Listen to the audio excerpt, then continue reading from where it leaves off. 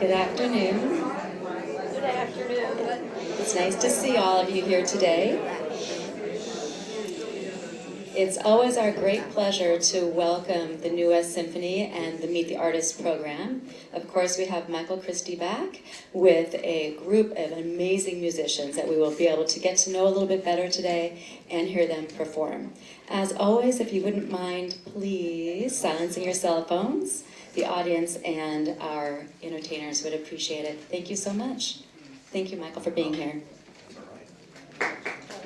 Thank you, Holly. Wow, I love the sign. That gives me a great excuse to hold up our 2025 season. So we are already now a third of into the second third of our 2025 season, and we've had a lot of fun so far. We've had some Tchaikovsky. We have had, well, the last concert was really fun with the dancing of the Carmina Burana and that amazing piano duo. Boy, they had such heavy lifting, right? Playing both of those pieces. They just did, yeah, I agree. They did an absolutely amazing job.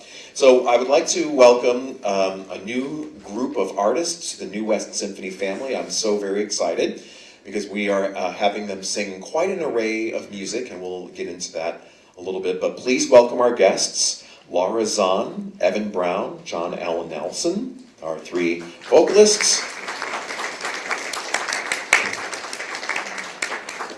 Well, hello. Come on, join us in the hot seat here. Fantastic. Well, just pick one. There's no biggie which one you want to do. And then leading them and leading a wonderful organization in the LA area, we have Kristof Van Grysperre. He is the leader of Angels Vocal Arts. Kristof, please welcome. Thank you so much for being here. So today's program, or this weekend's program, is really comes back to New West Symphony's 30th anniversary. So there was something in the water in the early mid-90s, and this community, as I think we've discussed before, built theaters, it created companies.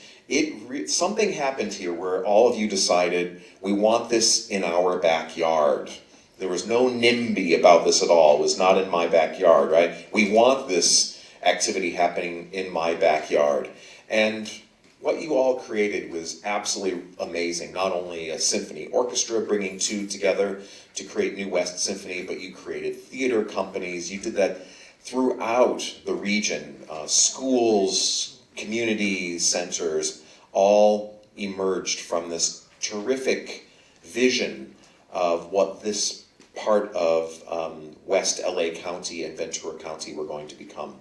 So 30 years, it got me thinking about the anniversaries that other great musical works and composers would have celebrated. And so it's very easy to find those anniversaries, and frankly, often that I would look at those as an inspiration for programming various works, because it's a nice excuse when a Brahms symphony has an anniversary or a Beethoven symphony. You can say, hey, can you believe it? 250 years ago, duh, duh, duh, duh, duh, duh. Well, in this case, we have all the pieces on this concert are celebrating very significant anniversaries. So the opera Carmen, which is probably, you can't really dispute that it is probably the most popular opera of all time, continues to sell strongly throughout the world, is seen in productions that vary as much as you can possibly imagine, whether it's set in its original Seville or, boy, you can just imagine all the different places, time frames that people would have set this timeless story. That opera turned 150 years ago, 50 years just a month ago. So if you can believe, in 1875 in Paris, the world was introduced to Carmen. So then I was thinking, okay, well, that's interesting. Well, what else happened? And a piece that is among a group of works that I particularly love is The Fatherland of Smetana, and that is a group of 6 works which all depict the Czech countryside in various ways, various parts of their history, and the very famous Moldau, which is this trip down the river, also celebrated its 150th birthday in 1875. And it's a piece I've been wanting to put on our concerts for a long time, so I thought that was pretty fun. So then I thought, okay, we've covered the 150s, no problem. We've got plenty of ideas there. So let's go back 200. Actually, there wasn't a whole lot of interesting. There were things happening, but I went way back and I thought, let's double the time. And 300 years ago in Leipzig, Germany, I would say Bach was he was quite well established at this point, and his job working in Leipzig was to create works that were following the liturgical calendar for not only the church where he was the main cantor and the organ master. He was also writing for 4 churches, music for 4 churches in Leipzig. Very, very, very busy boy. Just amazing how much music he ended up writing. And during that time, he wrote, at the time that he was working in Leipzig, he wrote over 300 works that were cantatas or somehow based on the various liturgical moments through the calendars. He had several cycles, we'll call them cantata cycles, where he would write for a whole liturgical year, and then he would go back and start again and write new pieces for a whole nother liturgical year.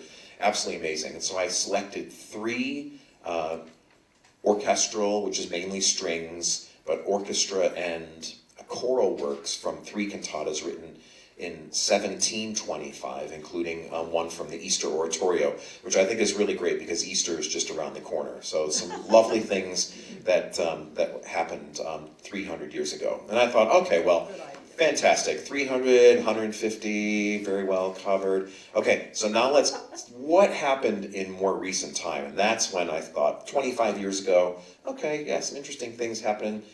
Let's try 50. And 50, and suddenly I thought, well, first of all, I'm 50, so I thought, well, what was happening around the years roughly when I was born? And the names of all the songs that came up that were released in 1975. I'm a 74 baby, but 1975 just absolutely blew my mind. So the 3 of these songs are on the concert to wrap up the concert, wrap up the program. So they are Rhinestone Cowboy, right? Glenn Campbell. And Glenn Campbell was it was written by another songwriter, and it had no success. He was on a tour in Australia, and he heard the original Rhinestone Cowboy and thought, oh, I really love that song. And so, in the hands and voice of Glenn Campbell, hit, right? And a big, big hit, Rhinestone Cowboy. So then, there was another quartet, we'll call them a quartet of vocalists, 2 then married couples from Sweden called ABBA. And they had released a song called Mamma Mia, 1975.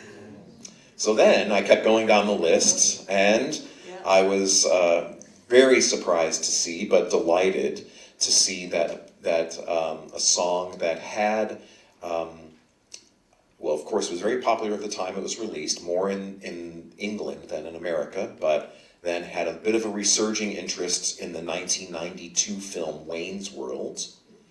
Anybody? No, you're all looking at me. Right, exactly. And then there was a biopic about Freddie Mercury that came out in 2018 rather, called Bohemian Rhapsody, and that song, Bohemian Rhapsody, was released in 1975. And so I know that I have given you all musical whiplash in the past, and so we're doing it again, probably the most radical whiplash that we've probably experienced so far. But I do think it's fascinating, right? It's interesting to imagine the human experience of laughing and crying and loving and longing and all those things that are expressed through music is timeless, and it happens every year, every day. But it's nice to mark these milestones in musical history and see how things have evolved. And before we started doing any of our audience singing that we've been doing lately, this program was already set, and I thought, I wonder how people are going to react when I offer the opportunity to sing with the orchestra. So I was already thinking, oh, Bohemian Rhapsody, I'm sure people will have fun with that, and Mamma Mia. And so then I thought, okay, well, if you remember last year, we did a couple of Beatles songs, and then we did Country Roads with John Denver, and I thought, I think we're onto something here. So now none of you that are coming to the concert should be surprised that you'll have the words up on the screen, and you'll be able to sing along. And our guests here not only are singing in Carmen, but they are going to be, I've asked them, and they very graciously, probably with a little bit question mark in their minds, like, what is he asking me to do this for? Singing these songs along with the Pepperdine University Chamber Choir, which is fantastic. So the concert not only welcomes new members to the New West Symphony family, but it also continues our very important work of strong connections with cultural partners in our community. So Pepperdine University, in this case, a group that we did work with a couple of years ago, and we've been eager to try to make another opportunity, because boy, I'll tell you, those young artists are busy, not only with their studies in their other areas that they're working, but also the music program at Pepperdine is busy. So I'm really excited. And it was fascinating. I had this rehearsal. So in the rehearsal process for all of our concerts, well, you'll be surprised to know that the concert that some of you will hear Saturday and some of you will hear Sunday, all of the work really happens in the preceding amount of time. We'll call it weeks or months, depending on how people are working. And it's like this big funnel. And then it comes together, and yesterday I met with the Pepperdine Choir for an hour and a half, so the funnel gets smaller there. I've met these folks, John and I go back a little ways, but I've met these other two for the first time just about an hour and a half ago, so the funnel goes like this. After our program today, we'll be doing a quick rehearsal about Carmen, so the funnel goes a little bit closer. Tomorrow night, the Los Robles Children's Choir, who's participating in the program, comes together. Now, I know Emma very well. I know those children are going to be super well prepared, so we don't have a rehearsal with them at all until they're with the orchestra, so the funnel gets smaller yet.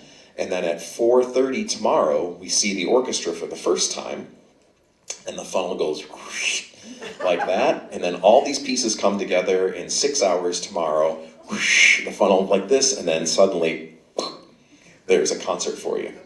So it's really an amazing process, especially when we're spanning this kind of time frame. It's really, every time it comes together, I'm like, wow, that is a human, not only is it's remarkable that it happens, but it's really a sign of great training among all the people that are involved, incredible level of commitment, and a sense of adventure to try to make it happen. And we all just know that we just want to do a great job for all of you.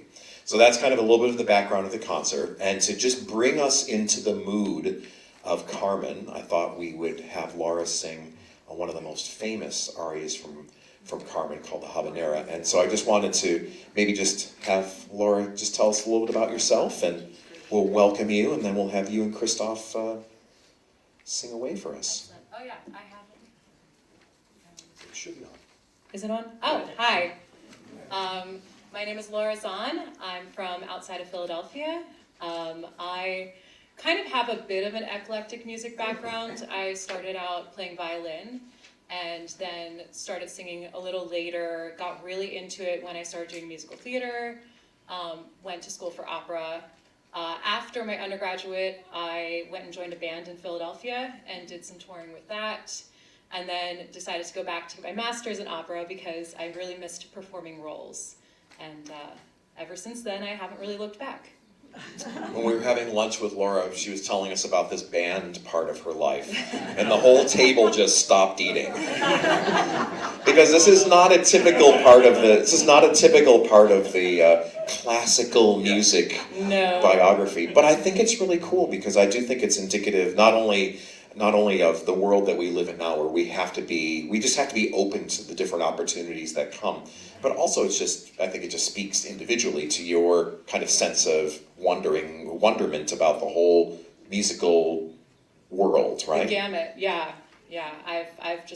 I love all music. I listen to a huge variety still today, and yeah. So we're going to hear you sing some Carmen, a little bit of Sondheim, but any anecdotes from touring that would be good to know? Yeah, we got to take a van up and down the East Coast. I did perform South by Southwest, did some studio work, actually out here, lived in LA for 2 years, did some studio work then, and yeah, it was a great little aspect of my life. Did you ask anybody for an autograph that you never thought you'd be able to, or hear somebody sing live that you never thought you'd get to hear sing live? I don't know through that.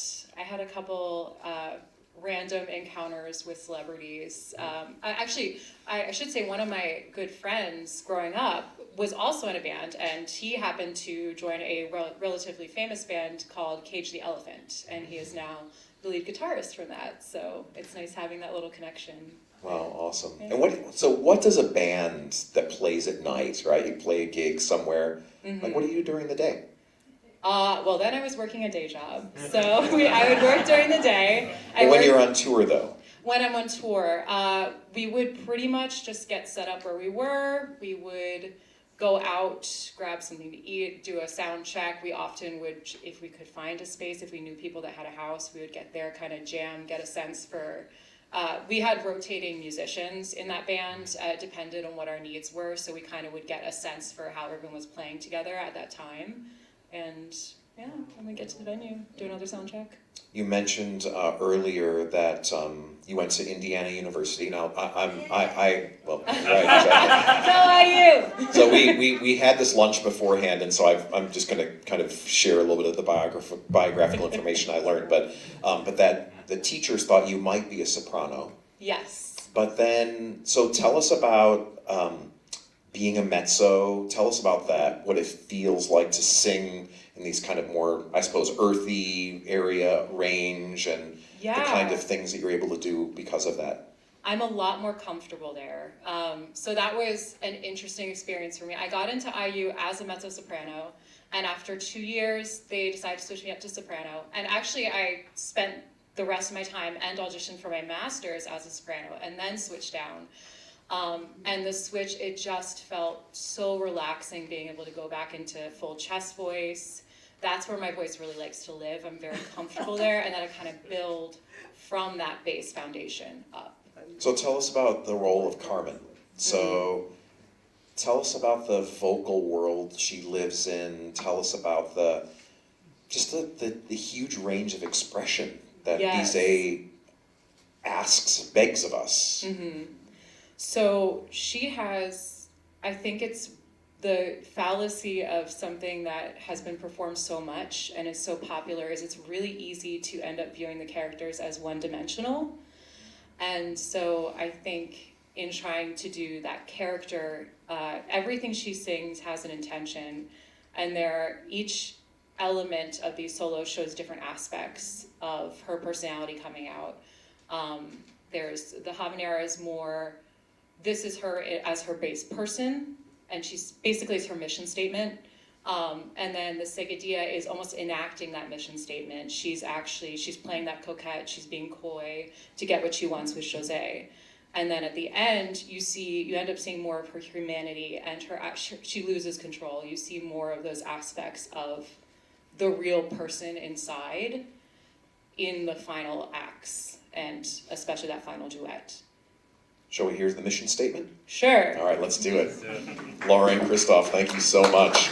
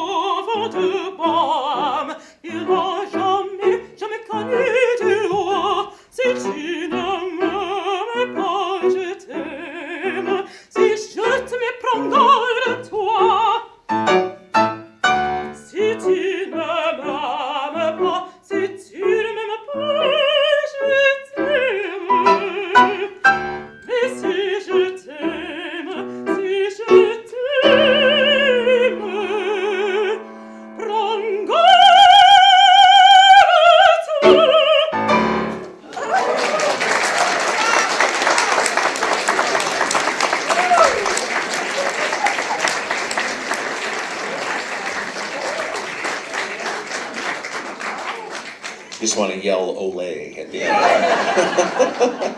It's fantastic. So what you're going to experience this weekend, for those of you who are able to come to the concert, is we are doing kind of a light staging, I would say, because the orchestras are going to be on the stage.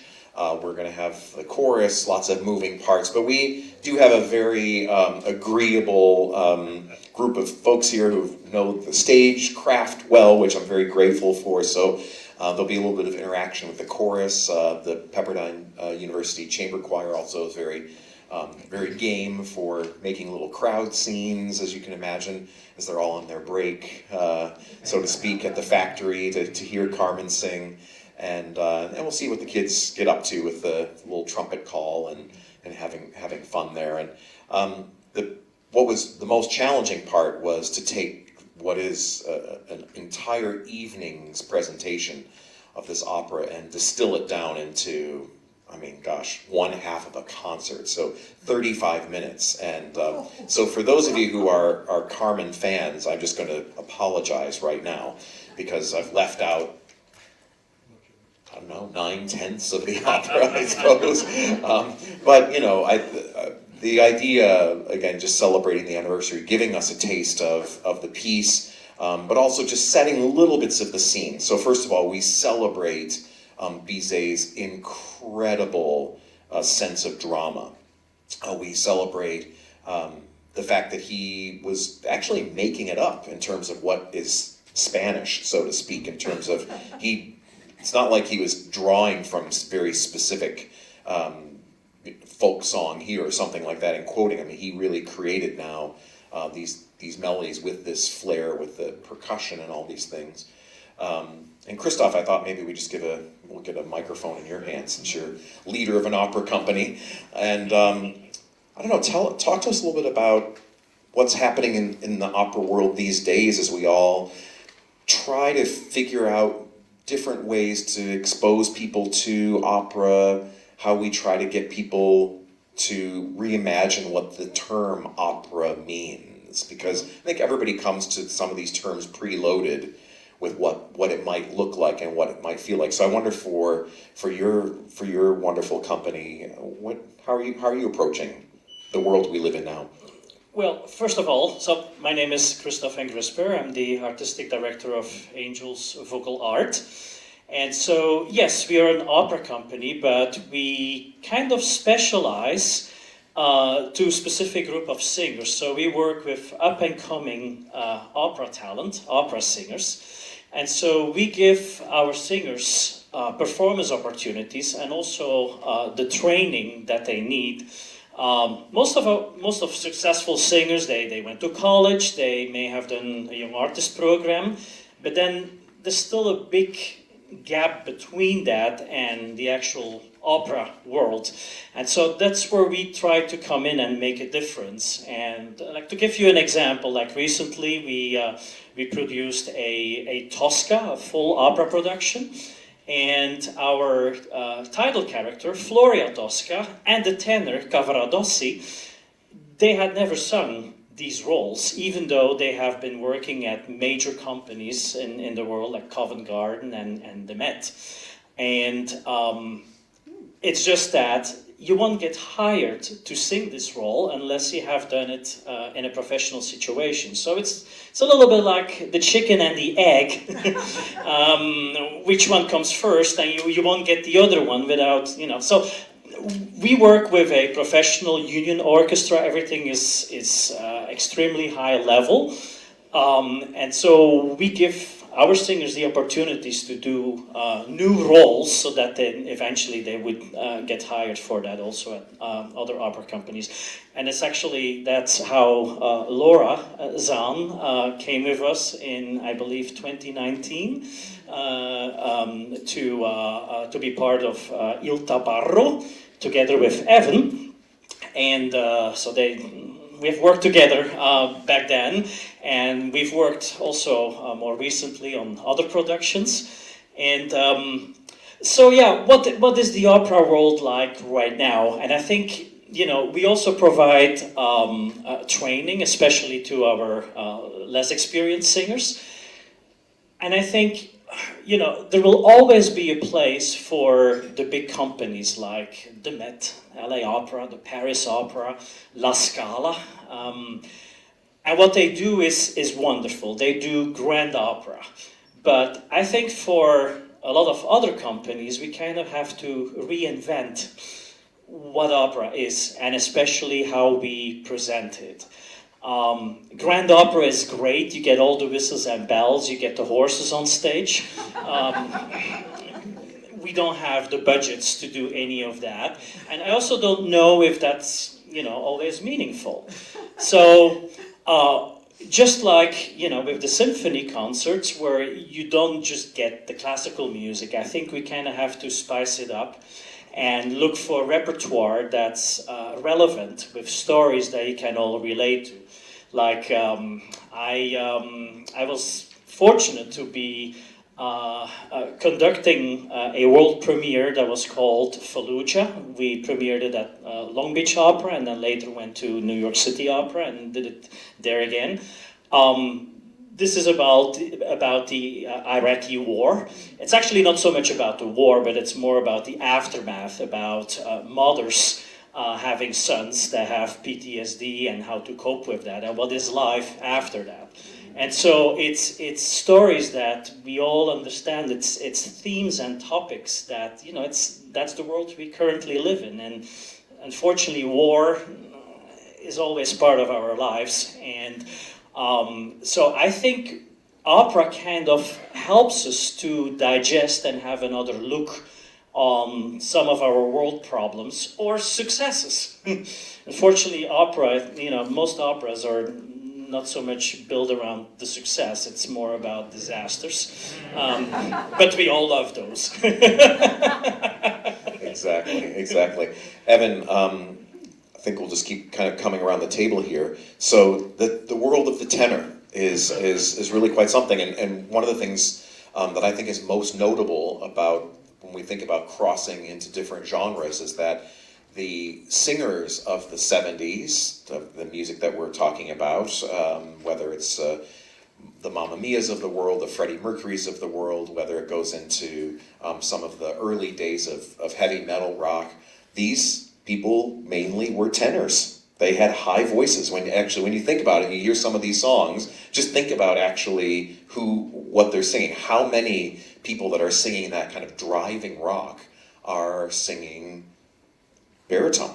And that's usually in the jazz world. So do you ever get kind of excited and start to Well, I don't claim to be any sort of amazing rock singer or a pop singer for that matter.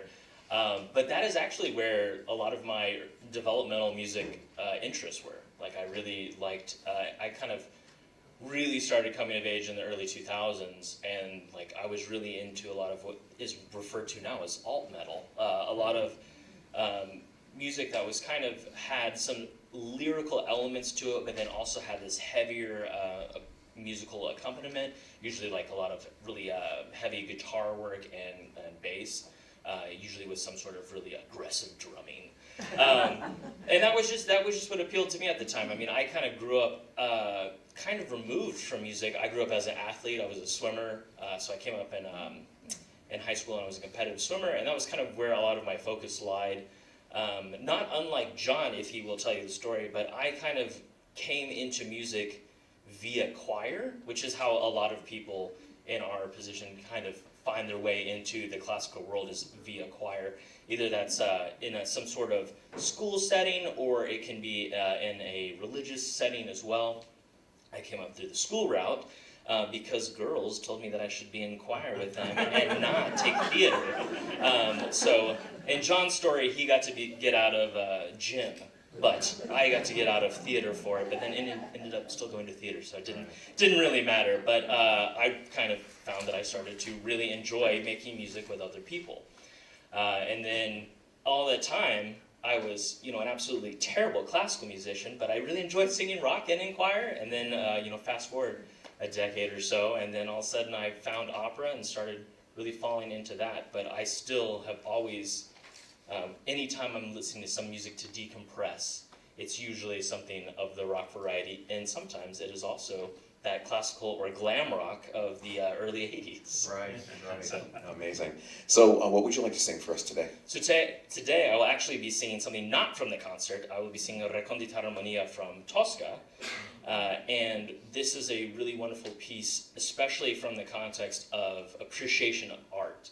Because Cavaradossi is a painter, and he's currently in the process of painting a painting for this church.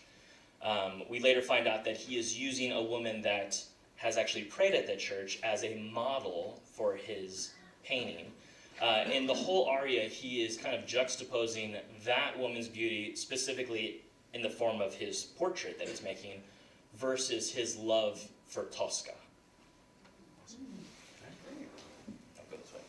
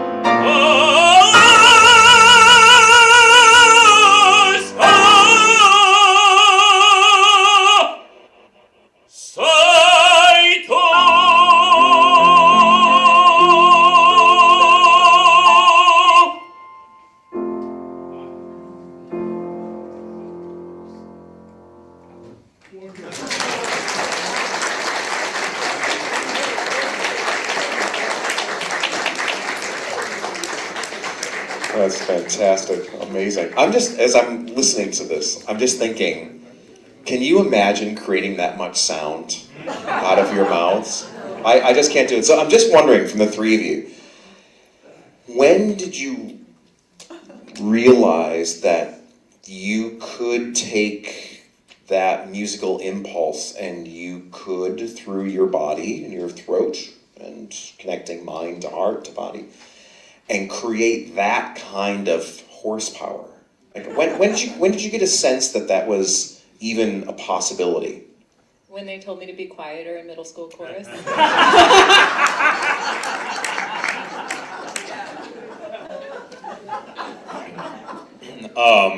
You know, I think in high school, when I started doing choir, my choir teacher was like, you actually have a pretty good voice. You should start taking voice lessons from Pat Kent. I don't know if you remember Pat from the chorus. And she, 16 years old, I was just taking voice lessons just to kind of do that, and I had a lot of encouragement. But actual opera, it took a while, and then it always changes. Every day it's a little different, but through age, 25 it was one thing, 30 it was another thing, 35 it's something else, 40 it's something else, and it's something you live with. You live with your body, right? Everybody, and it feels different every day, right? And you wake up and you're like, oh, is that a good tingle or a bad tingle, right? Yeah. And so I slept on my left side and my whole arm is a little tingly this morning, but this afternoon. But yeah, it's one of those things, right? And until somebody tells you, like, hey, you don't necessarily believe it, and then all of a sudden you're like, wait, yeah, this is actually coming out of my body. It's kind of weird. Yeah, I gotta jump in there. One of the great ironies of being an opera singer is you never get to hear the sounds that you are making the same way that everyone else hears it. So what I hear me sing is the whole time. And sometimes it's like there's a little bit of fun there because we just ate. So that is kind of one of the ironic things, and that is also what makes it so difficult in terms of operatic training. Is you have to trust for years and years that somebody's telling you that the sound is actually what they want you to do. Because sometimes you're like, but what if I do? That sounds so manly and cool. And they're like, nobody can hear that. Nobody can. Just trust me. Make the really ugly sound. That's what we want. But it's the ugly sound in your ear, right? It's Yeah. in your ear, which is fascinating to me. It's a phenomenon of, we've all done this, where you leave, back in a while ago, where you leave a voicemail or on a message recorder, right? And you'd play it back and you're like, is that what I sound like? Even to this day, I'm like, is that what I sound like? I record my lessons and things and I'm talking and I'm like, man, but in my head it sounds differently. And it's one of the greatest challenges of singing, and scientifically how we produce sound is we have to hear it. Our brain hears it to reproduce it, And so there's this whole thing of hearing in order to sing. And we have to listen differently to what we're doing. It's very fascinating things, yeah. When opera singers are on stage, typically we will have speakers that are hung behind the curtains so that they can hear the orchestra, which you would think the orchestra is going full tilt down in the pits, and of course they should be able to hear it, but actually they don't really hear anything, depending on the acoustics, but they really don't hear anything when they're singing. Because all of that, the resonance in their heads and that resonating space in their bodies actually makes it virtually impossible to hear. Yeah, also too, when you open the jaw and kind of thing, it kind of closes things off a little bit here. And you don't necessarily think of it, Nobody talks about it, and you're like, okay, and we're producing sound that's going this way. Ideally, it's going this way. And when we hear things, it's mostly as it's bouncing back off, and then we hear it. But as it's going out, like in a big space, it's going out a very long distance before it might hit something to come back. And it's very interesting stuff. It's also interesting, that's why we need a maestro, a conductor. And believe it or not, singers do not sing along with the orchestra. They actually only go with what they see with the visual. So when I train singers, I tell them, if you're all naked on stage, if that's how you feel like, you get no support, that's when it's right. If it's nice and comfortable, unfortunately, you'll be all wrong. That's exactly right. Yeah, that's exactly right. And there are a couple little things that happen with singers on stage, which I think just little tricks when you go to if you go to LA Opera, or, when they're doing these big grand operas in particular, when two singers have to sing something which is incredibly intimate. Right, some very, very touching moment where the stage director or anybody would say, well, naturally you would sing that moment of, I love you, or I can't believe this is all falling apart, or whatever it is, so close to each other, and you'll notice they'll be holding each other's ears closed. Like as a gesture of intimacy, they have their hands on the other person's head.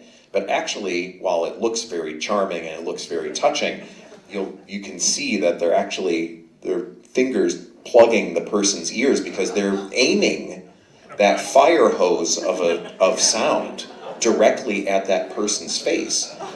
And I gotta jump in and say that's if they're a good colleague. Yeah. if they're a good colleague, right? If they're a good colleague, but I remember there's one baritone in particular who I had an opportunity to sing with, and he just creates a funnel of sound which is just unbelievably large and potent. His name is Greer Grimsley. I was in that show. Yeah. And him and Brenda, in the rehearsal room, sorry.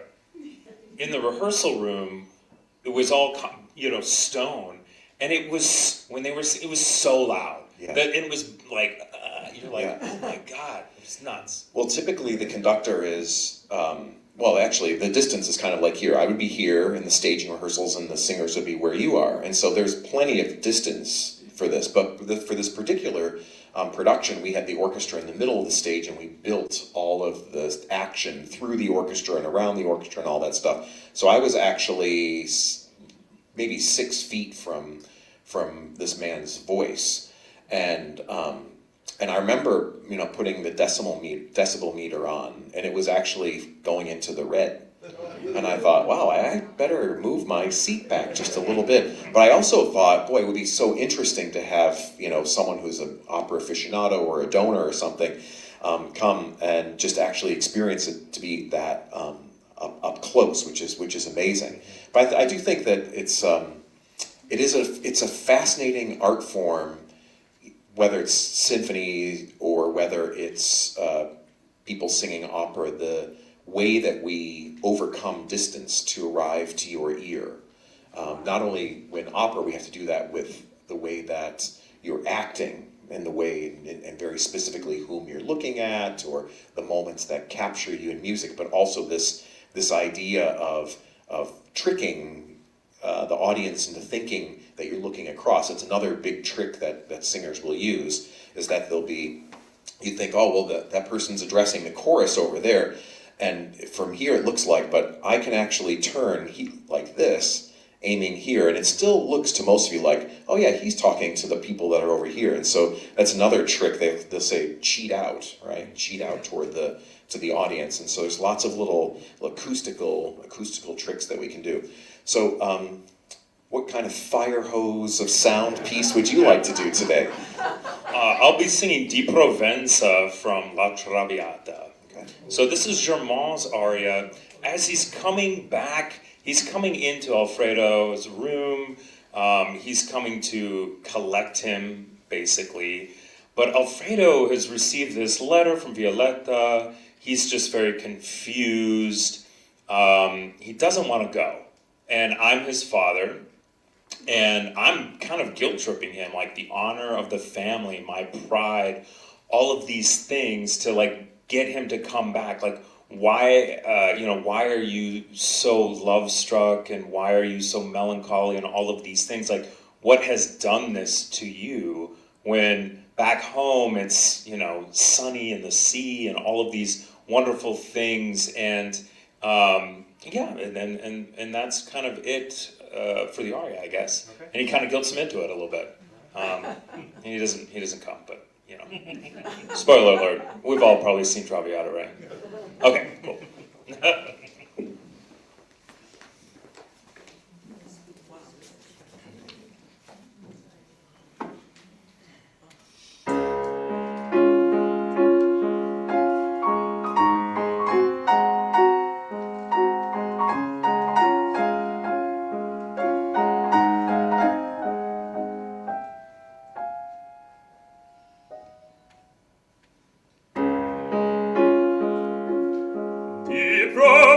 Al mar il suol, chi dal cor ti cancello, chi dal cor ti cancello, di Provenza al mar il suol, qual aria fulgente sol, qual destino di furò, qual destino di furò, al natio fulgente sol.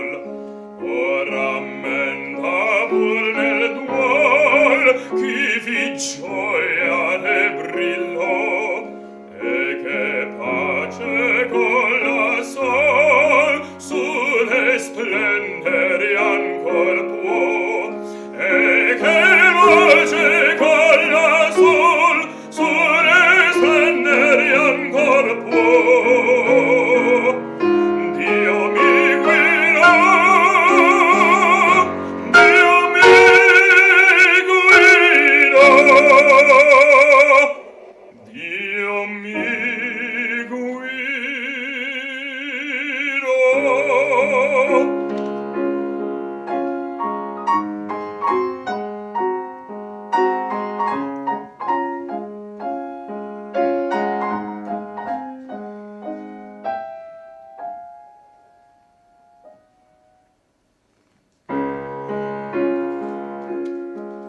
il tuo vecchio genitor, tu non sai quanto soffrì, tu non sai quanto soffrì, il tuo vecchio genitor.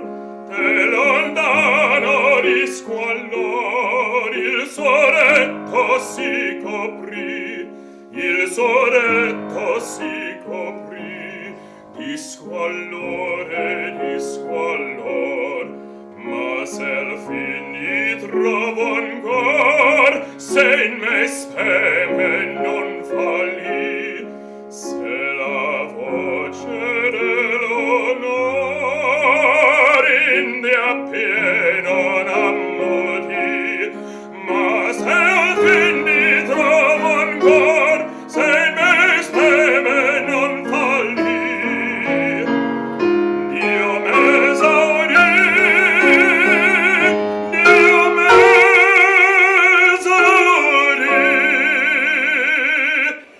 Dio m'esaudì,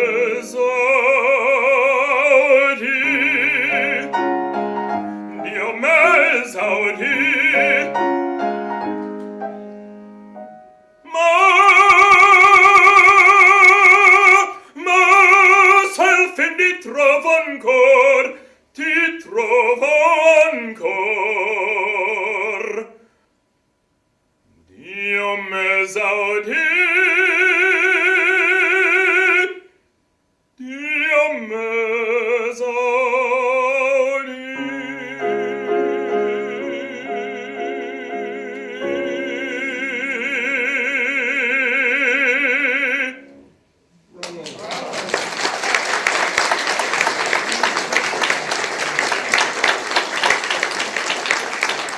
Thank you, Kristof. Thank you, John. That's fantastic. I'm just wondering, what is the most satisfying part of singing an aria or that moment? Is it the moment when the audience is so taken that it's just dead quiet? Is it when they applaud? Is it when your cast member gives you a little wink because that was awesome? Or I mean, what kind of are the things that you just say, right, that was the one?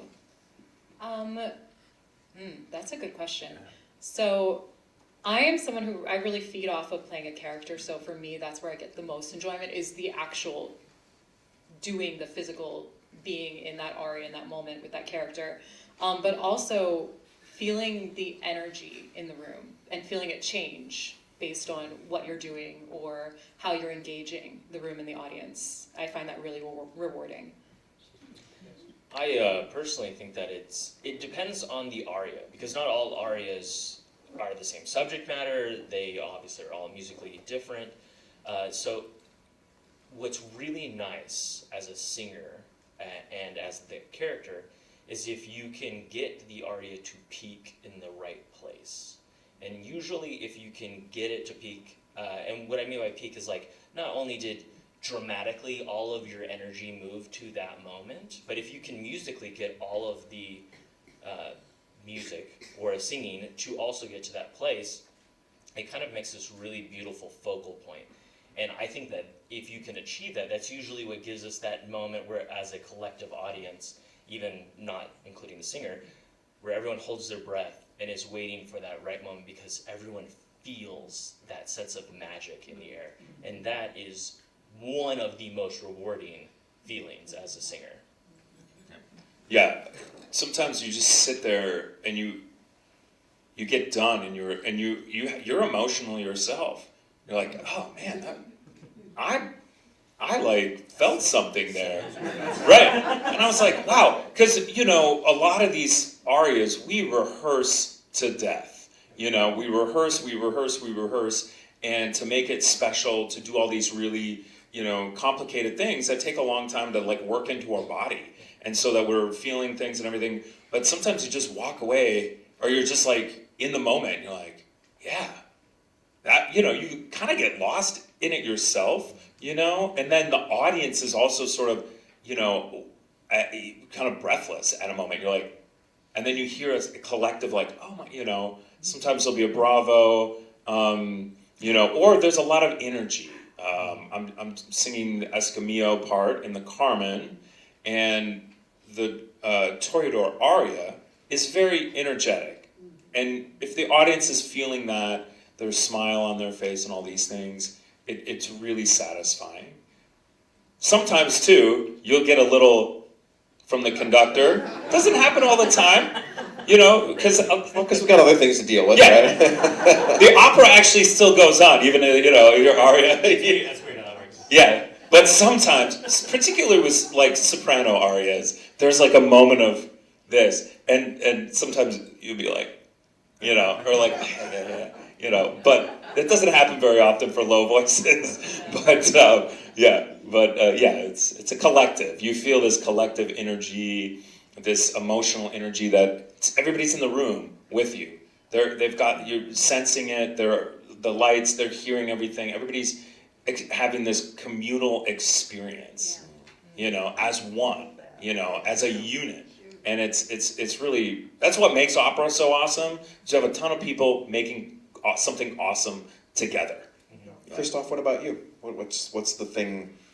Can you think of something when, from the conductor's standpoint, or someone's done something exceptional that you've coached, or that something's come together? What makes you, actually just brings that inner big smile?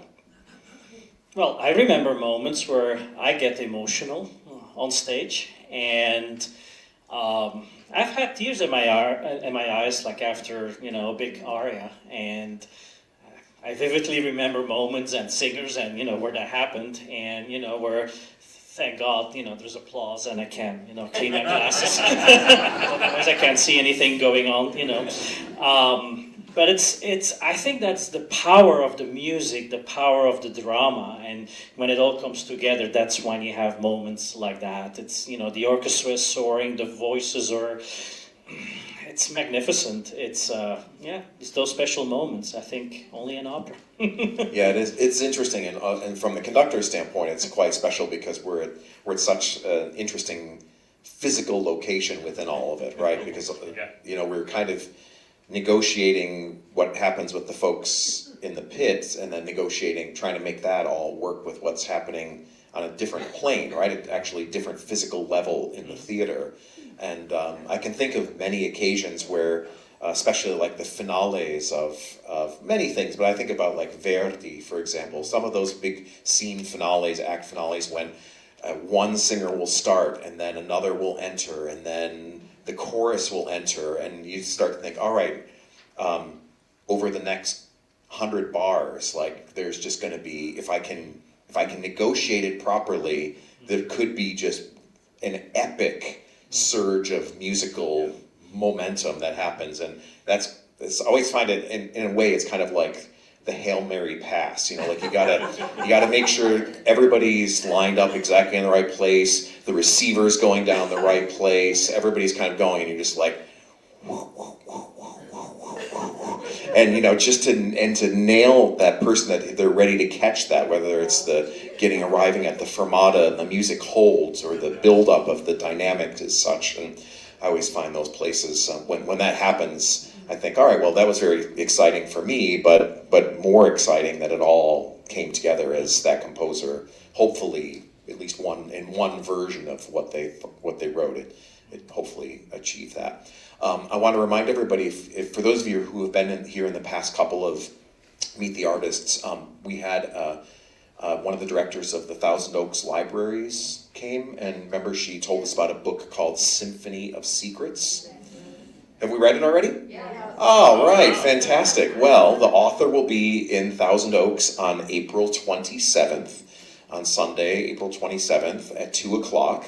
And we are also on that day, the morning of April 27th, we're also going to be doing a fundraiser, a support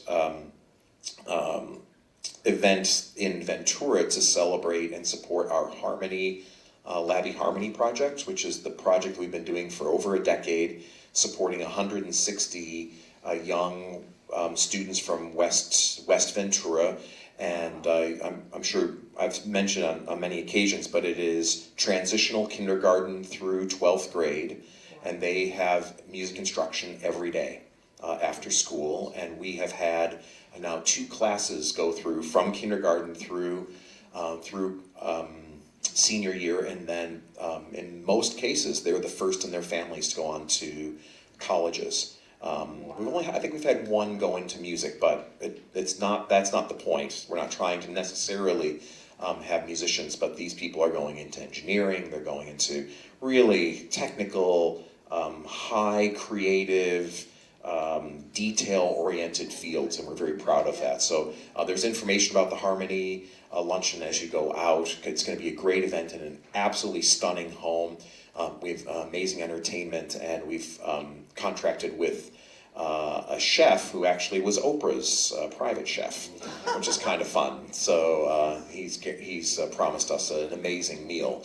So that's coming up. Our Summer Fest, which is an event that we've been starting, will be in our 3rd year. It's happening in Moore Park at Rancho de las Palmas, which is an amazing equine and wedding multi-event space that we're going to be doing. It's called Dancing Through the Decades to celebrate our 30th year. So there's going to be lots of different kind of music that looks at 1990s, of course, and then back into jazz and all sorts of fun things, again, with great food. And then we'll be back in, I think is it October? It's going to be so long. I hate this time of year when I have to say goodbye for months and months and months. But we'll be back for the Best of Beethoven. And that program's going to be fun. You may remember a couple of years ago we did Binging on Mozart. And this is kind of a similar idea, Best of Beethoven. I've created a tapas-style menu of Beethoven works. So in each genre that Beethoven wrote music, I've selected some of what I think are probably the highlight of each of those. So piano sonata, symphonic movement, music with chorus, concerto, etc. So there's a lot of different varied music. Then at the end of the beginning of November, end of October, make sure your grandkids and great-grandchildren know that we'll be showing E.T., the film, full film on screen with the full symphony orchestra live. Wow. And they can bring we encourage them to come dressed in their Halloween costumes, because it is the day after Halloween that we'll be doing those concerts. Just as a question for history buffs, who can remember one of the earliest product placement moments in film, which happened during E.T., and who can remember the name of the candy? Reese's Pieces! That's right, exactly. So we'll see about what, right, exactly. And then we'll be heading into our winter concerts at the end of the year. And pretty soon we'll be bringing out next year's program, so keep an eye out in the coming month and a half or so for next year's program. A lot of that is going to relate to the 250th anniversary of the signing of the Declaration of Independence. You probably, if you haven't heard about that, because there's certainly been plenty of other stuff happening in Washington, but if you haven't heard about that yet, there actually have been mentions of that, America 250, because it's so important. I mean, 1976, right? That was such a huge moment of coming together for this country, and everybody willing, 2026 will be an opportunity for the country to come together to celebrate our heritage, our 250th birthday. Wow. And so our programs, by and large, will have some big musical points, to celebrate our incredible musical heritage. So we'll be looking forward to celebrating that with you. So I want to thank my guests very much. We're certainly looking forward. We're going to be doing some rehearsals shortly, but certainly been looking forward not only to some beautiful music of Bizet's Carmen, but the orchestra will be on full display throughout that piece, the Moldau of Smetana. I think you're going to be really enchanted by the stark difference of going from that big orchestra tapestry to the tableau effect of the Bach cantatas. I think it's just going to be absolutely thrilling to hear that, so different. So we know that vocabulary so well, but orchestras don't tend to play Bach because you think, oh, we've got all these instruments that aren't in Bach, so we won't play it. But my goodness, it's the foundation for it all in so many ways. And then bring your 70s outfits, everybody. a little bit of a hat, maybe some fun glasses, something like that, and be ready to sing along with us for some great hits from 1975. Thank you all so much for being here. We'll see you very soon.